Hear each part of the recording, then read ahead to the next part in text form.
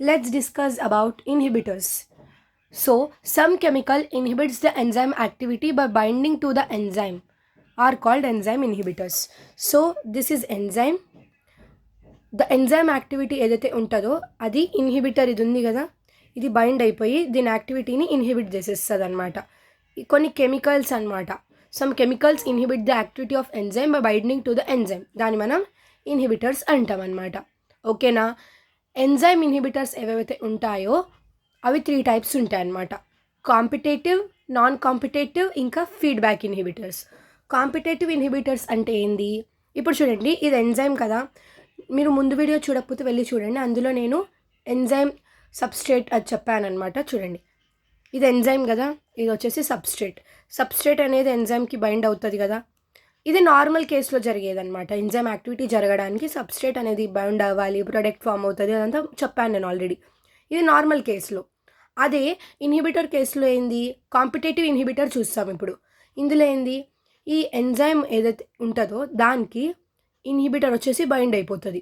ఈ ఇన్హిబిటర్ ఎట్లా ఉంటుంది, ఈ సబ్స్ట్రేట్ కదా, సబ్స్ట్రేట్కి క్లోజ్గా రిజంబుల్ అవుతుంది అనమాట. అంటే సబ్స్ట్రేట్ ఎలా ఉంటుందో ఎంజైమ్ దగ్గర బైండ్ అయ్యేకి ఇన్హిబిటర్ కూడా సేమ్ సబ్స్ట్రేట్ లాగానే ఉంటుంది అనమాట. ద సబ్స్ట్రేట్ ఉంటుంది, ఇన్హిబిటర్ ఉంటుంది. Inhibitor closely resemble the substrate అనమాట దాని మాలిక్యులర్ స్ట్రక్చర్లో. ఇంకా ఏం చేస్తుంది, సబ్స్ట్రేట్ బదులు ఇది ఇన్హిబిటరే బైండ్ అయిపోతుంది, ఎంజైమ్ యాక్టివిటీని ఇన్హిబిట్ చేసేస్తుంది. దీన్ని ఏమంటాం, competitive inhibitor. Okay, next non competitive inhibitor.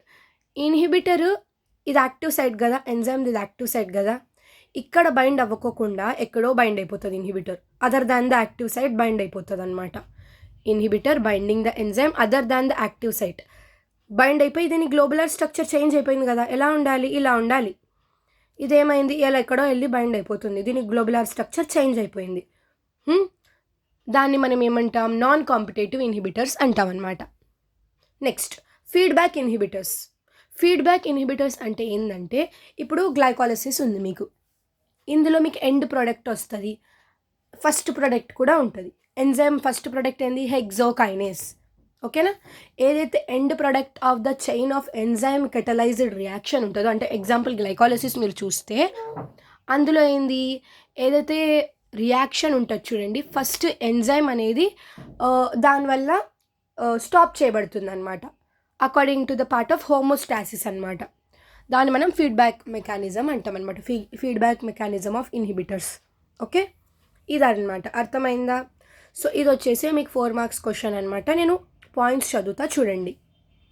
Right briefly about inhibitors. Some chemicals inhibit the activity of enzyme after binding to the enzyme are called enzyme inhibitors. Enzyme inhibitors are of 3 types: competitive, non-competitive, feedback inhibitors. Competitive inhibitor closely resemble the substrate in its molecular structure and inhibit the activity of the enzyme.